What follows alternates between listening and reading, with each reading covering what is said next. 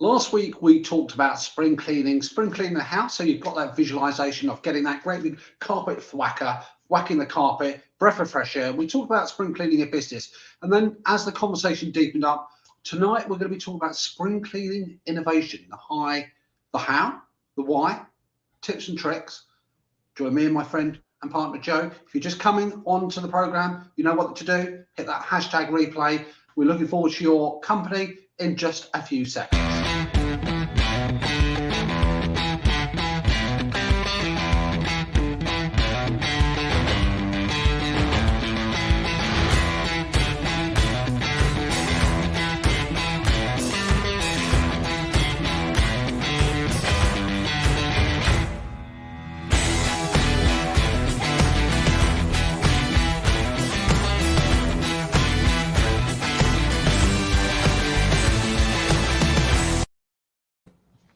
And we're back in the room. Joe, good evening. We are, having rocked it out.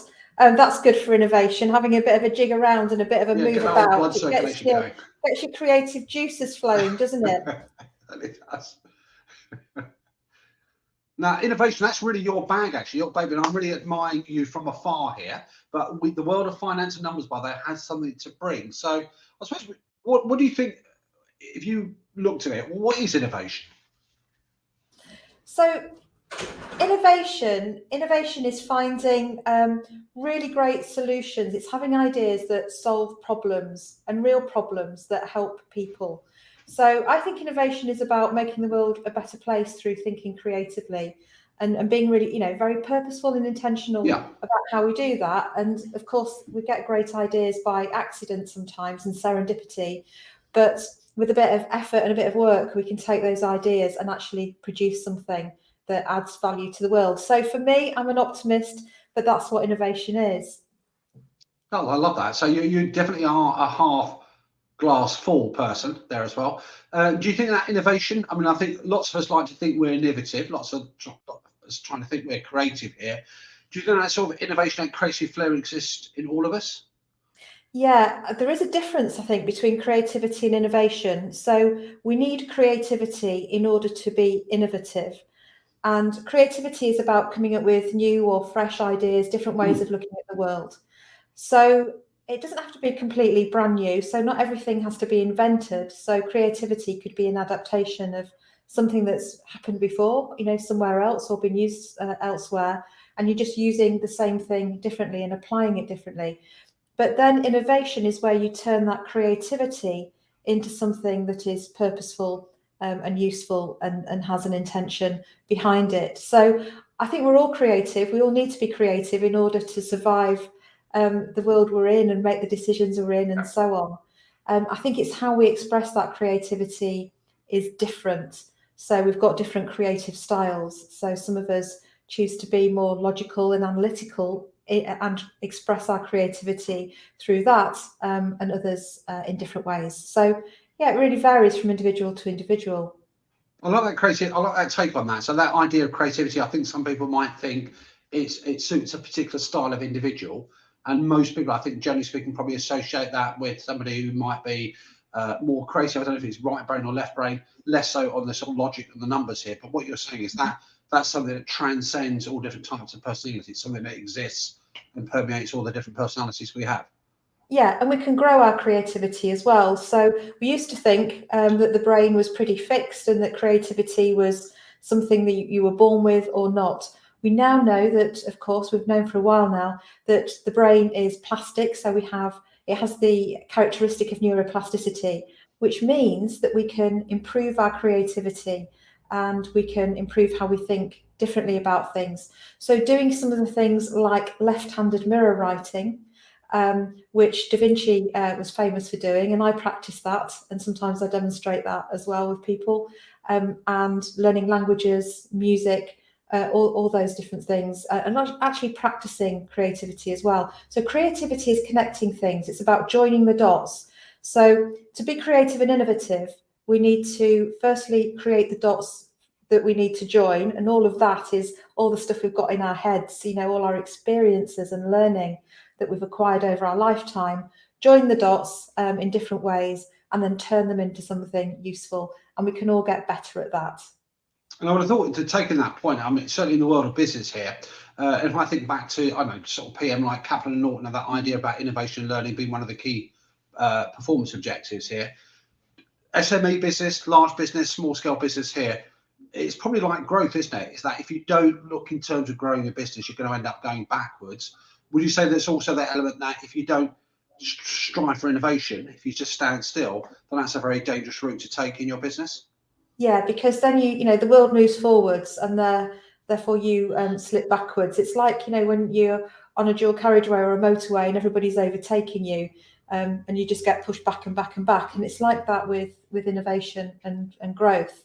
So I think a lot of small businesses, actually, as well as big businesses, make the mistake of thinking that innovation is something you do on top of running your business. Innovation is something you do as well as, it's a nice add-on to the day job. And actually, they find that's a challenge because they're trying to do the day job and fit this innovation stuff in on top, and they're going, well, don't have time to do both. Instead, the small businesses that succeed over the long term and gain market share more quickly and so on, see innovation as being actually baked into how they do business. It's in their DNA. It's impregnated into their mindset that, it's part of always be innovating, even if it's in small ways every day, and staying on top of that. And I suppose we saw examples of that, didn't we, during the pandemic? Was what the pandemic did. It accelerated the pace of technological change. So if I think about in the world of arts, for example, so where performers are used to having a stage there where they're actually got people in front of them, live theatre, they had to quickly adapt their practices to actually perform live through a digital medium here, different ways of expressing themselves, different ways of doing that. I suppose in terms of communication, where people became Zoomies, if that's the right adjective to use here, where they actually used technology to actually have meetings there. Would you say that's part of that sort of innovation journey as well? Yeah, it's about figuring things out. It's fine. I was using Zoom, and I know you were, way before the pandemic, to do all sorts of things. Anyone who does work, international business, finds that these can be really, really useful tools, Zoom or Teams or whatever. So the pandemic forced us to find new ways of doing things we were already doing, and some of those things will stick and stay with us. And that's what innovation is: this problem, and how can we find a creative way to solve that problem that actually works for the people using it. So that's what innovation is. And a lot of people think that all the creativity and innovation comes from the original idea, and actually having an original idea is the easy bit, because the hard bit then is navigating the innovation process to make that idea work, and having the resilience, the tenacity, the imagination to figure out how you're going to get this concept, this potentially great idea with promise, out into something that's meaningful, that's working in the real world, and actually doing something positive for your customers and your business. And So you've definitely got that idea of that evolving from the inspiration going to the perspiration as well. So it would be probably incorrect to think if it's just like coming up with ideas, coming up with thoughts. There's actually application, there's actually effort, and there's actually some degree of perspiration coming from that process. Yeah, and continued failure, because failure, if you're putting things out into the world and testing it, you're finding out what works and what doesn't. So failure is inbuilt into the innovation process, but you need that failure in order to give you feedback for what you do need to do to make it work. So innovation isn't a straight line. Innovation is problem solving your way through to make this promising idea come to life and make it commercialized. And a lot of people who think, I've got an idea, straightforward, make it work. The best ideas and the most original ideas haven't been done before, and they do require some ingenuity in the process as well. And this is why spring cleaning is really important, because I think you and I both know business leaders, Mahmood, who have got loads and loads of ideas. They start some, and then they think of more ideas, but actually none of them are really getting off the ground. And I think the first thing we need to do for a bit of an innovation spring clean is get everything out your head and look at those projects and ideas and say, where am I with this? What needs to go and what needs to stay? What do I need to get behind? Where do I need to invest? And so on, and be selective about which ones you take forward with some focus. I think that's a great idea. So I think that idea of that initial brain dump, of getting it out of that onto something, and I think this is where probably multidisciplines like finance can, play their part in the innovation process here by, having some form of evaluation framework, look at some sort of market assessment there as well. Nothing major scale, nothing in terms of big sort of feasibility studies here, but some initial framework of financial viability, some idea about financial resources and what it requires there. And do you see that sort of initial brain dump and sifting through requiring a multidisciplinary approach, and finance plays its part? I think finance does play its part at the right time and in the right way. So when you're doing the brain dump, it's about really accessing all the information in your brain. So it's not about sifting anything. Yeah. So when we're thinking freely, we need to think freely. When we're doing the more sort of, making choices and selecting and analysing what we're going to take forward, that requires a different way of thinking. So if we're going to try and do them both at the same time, one gets in the way of the other. So keep it clean, empty your head, get it all out there. When you think you've finished emptying your head, you haven't. What's happening is the next layer of thinking is just chugging its way up to fill the space that the ideas you've put on the table have created in your mind. So they will come up next. It might take a few iterations.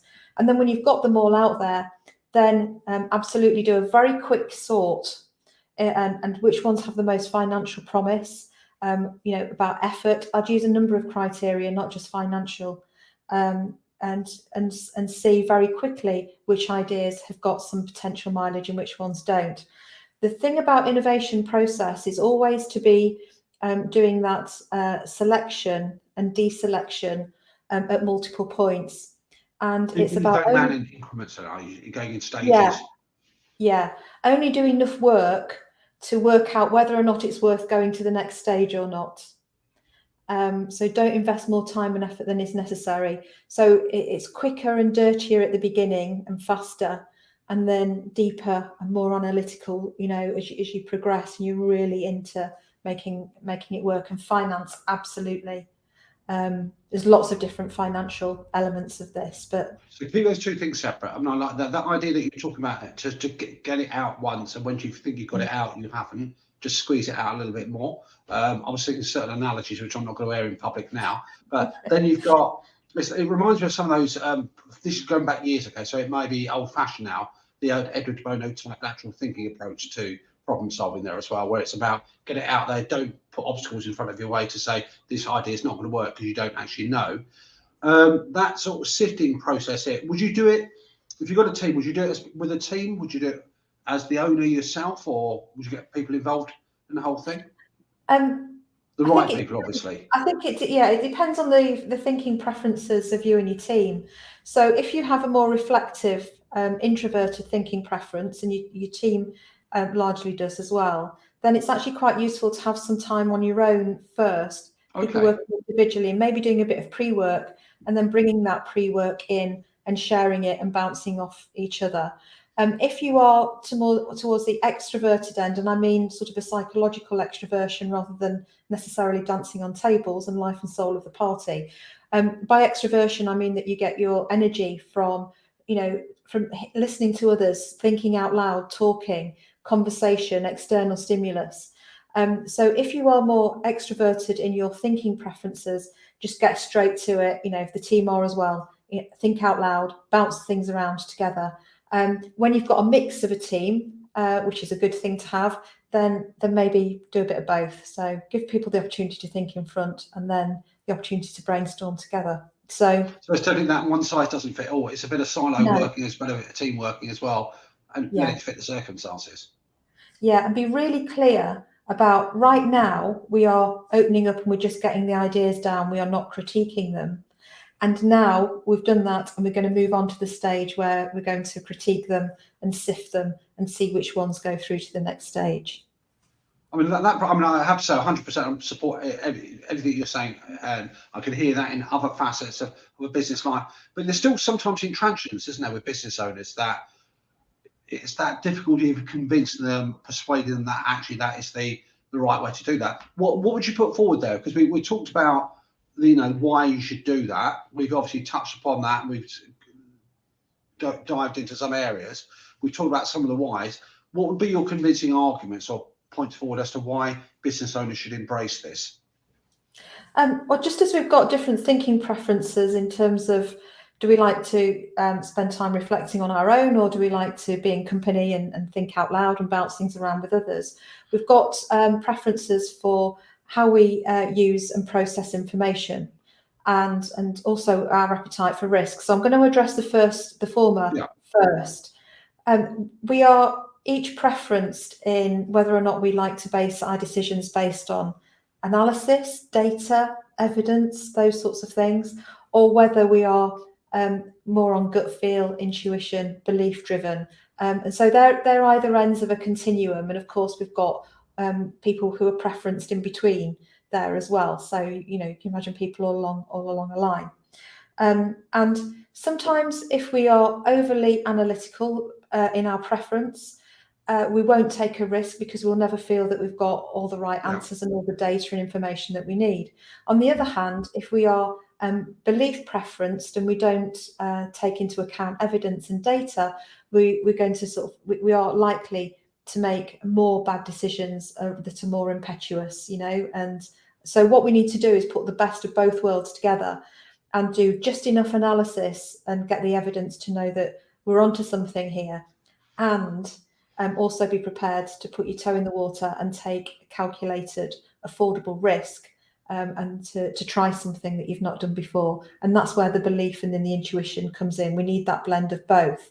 So working through an innovation process really helps you to make sure that you do both and that you are able to use different thinking styles at the right point all the way through.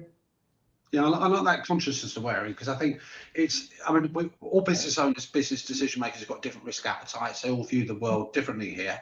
So I think if you are somebody who has gut instinct and lets that be the arbiter, that's great. But you need to be aware of what, if it doesn't quite go as you want it to, what's the consequences? So you've got something in the back of your mind to prepare for that.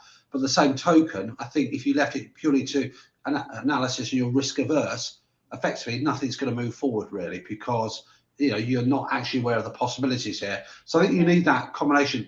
Do you find that sometimes it's a leadership style as well that actually might restrict or enhance that innovation process? Yeah, so the leadership style, of course, is made up of personal preferences. So personal preferences in a number of dimensions, and I often work with leaders of entrepreneurial innovation businesses to test this psychometrically and look at where they are with their profile. So it's the sort of things that the leader likes to do, and what they value, how they like to work with people and information, how structured or flexible they are, and so on. And you put all that together and it creates a leadership mix. And how successfully the organisation innovates partly is down to how well the leader leads that innovation and creates the right environment for something called an innovation culture, which has specific characteristics to it to be successful. But also, you don't want a leader who's feeling like they're the only ones coming up with the ideas. So it's important to build a business where anyone can have ideas and those ideas are valued, even if not all of them are appropriate and taken forward.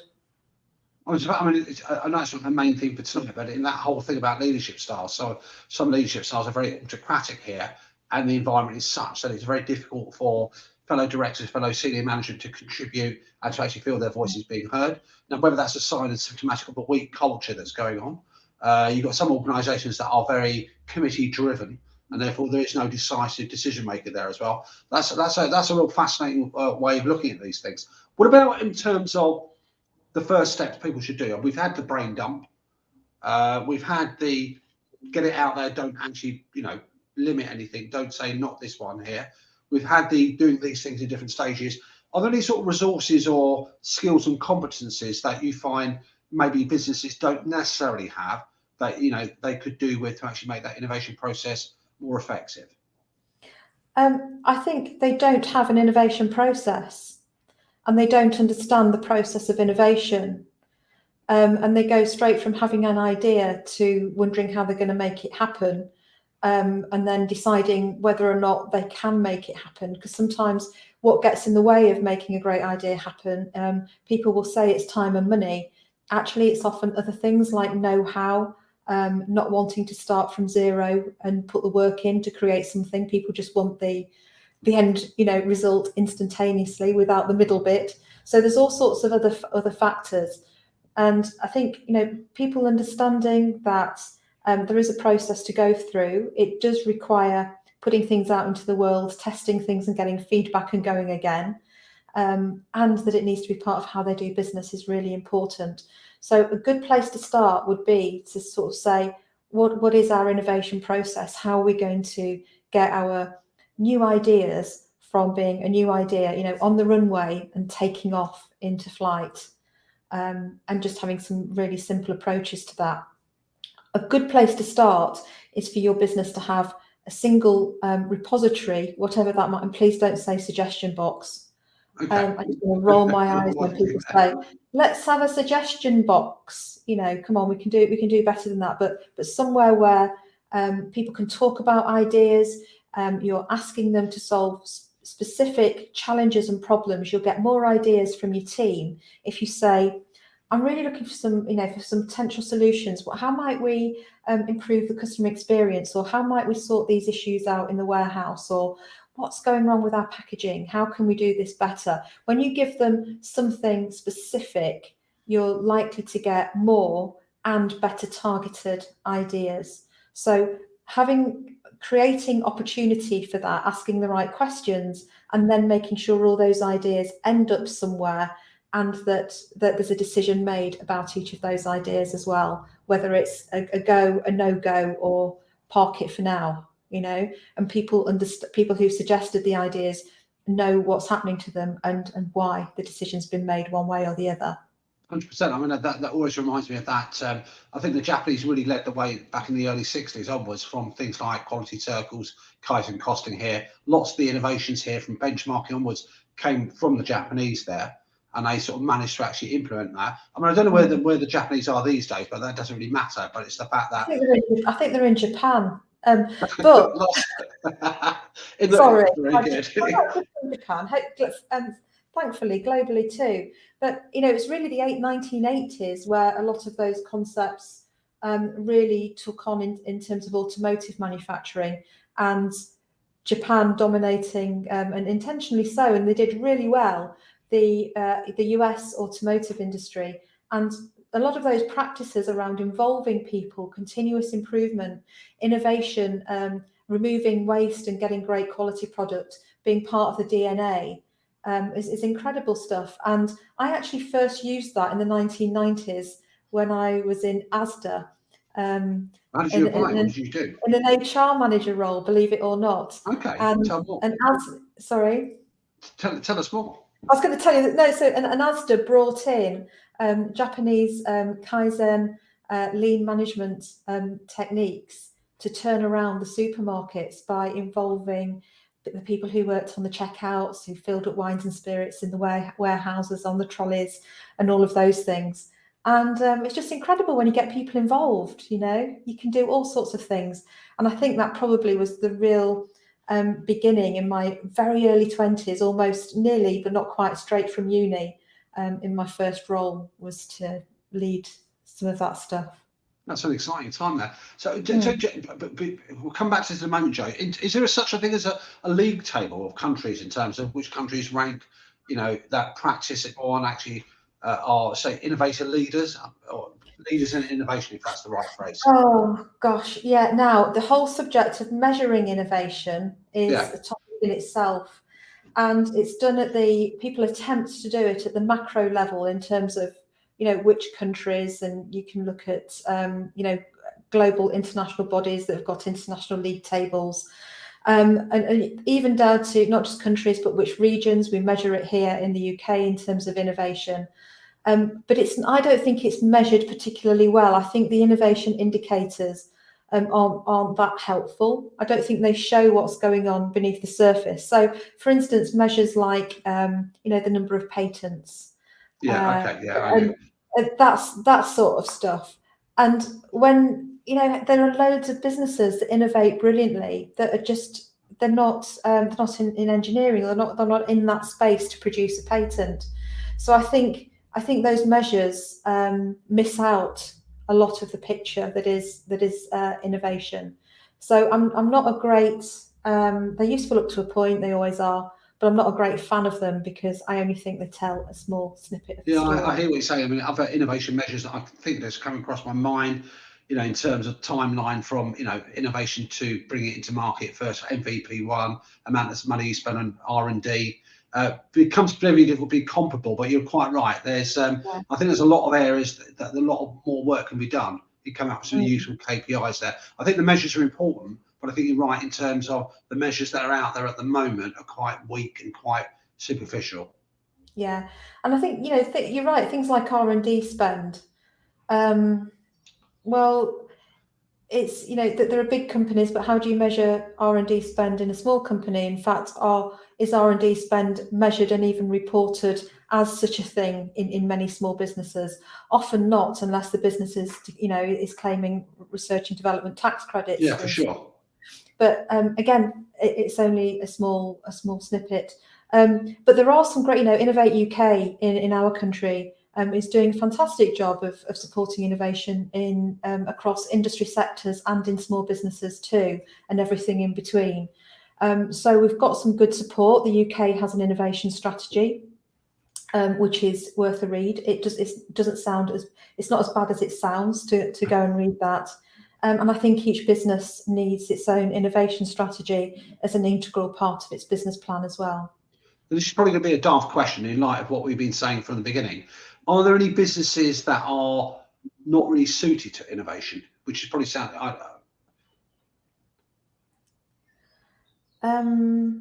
I don't think there are. I think any business needs to be, is suited to innovation.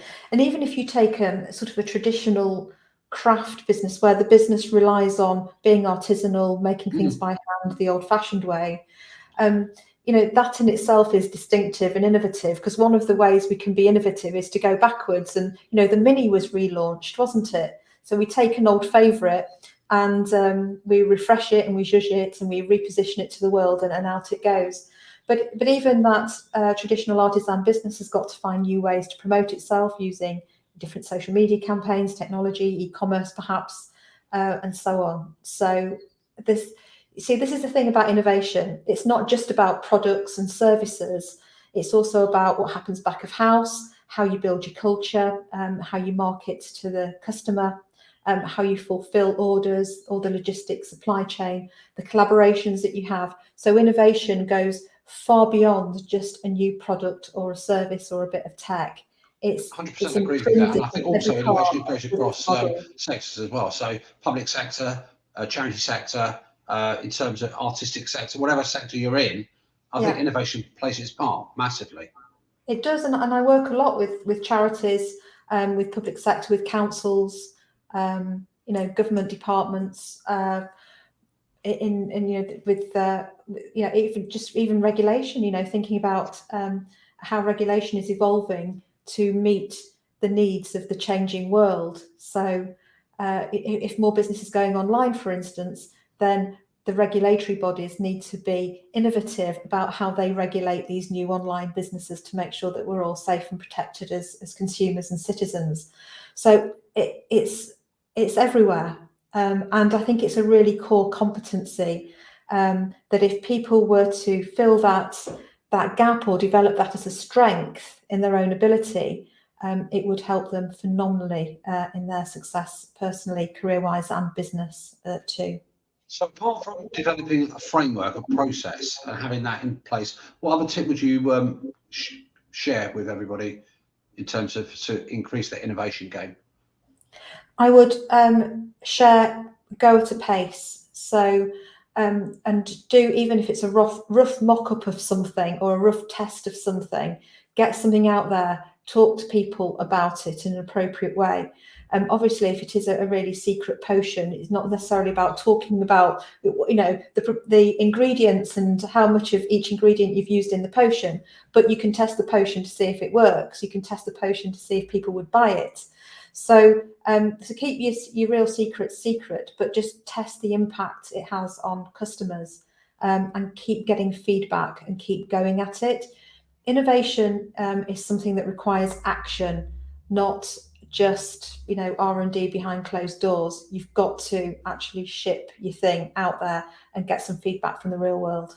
Yeah, absolutely. And I think on that, I know a lot of people I meet are quite reluctant to do that because they think somebody's going to steal their secrets, which is a possibility. But actually, that's probably not a major reason not to do that, because it's going to get out there, and if you've got something successful, people are going to be watching you. They're going to be trying to emulate it, replicate it, and all the rest of it. So you've just got to be brave, do what you can to protect, and just get on with it. Yeah, I think so. And also, it's about building into your innovation as far as possible. How do you make this irreplicable? So how do you make it so that it's really difficult to copy? So people could, do a cheap rip-off of it, but it's never going to be quite the same as your version. And I think, even if you're a tin of beans, I'm not saying you are a tin of beans, obviously, Mahmood, but let's assume you were. Let's assume you were. There's a clear brand leader in the UK for baked beans, isn't there? Which is Heinz baked beans. And, people will say they'll buy that brand over any other because of how it tastes, and some people won't. But it's quite hard to copy. And the same with Coca-Cola and Pepsi-Cola. There's the famous incident where Pepsi was leading the blind taste challenges.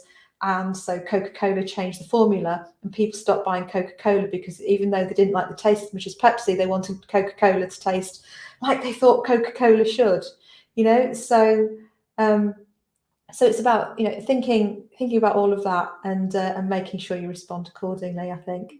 Beautifully put. I mean, I think if you look at the big brands now, we're just coming to wrap up, folks, is that you've got the likes of Kodak, perhaps, who took their eye off the ball and stopped innovating.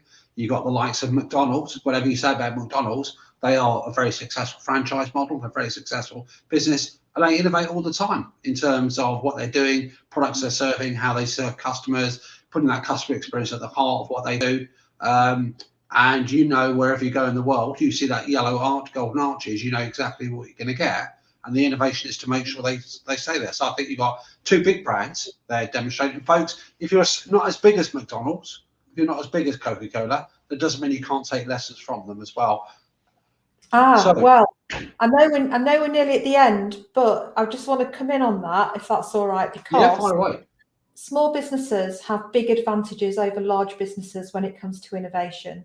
So small businesses might not have loads of people and lots, and the cash, but what they do have is freedom to operate and agility to respond.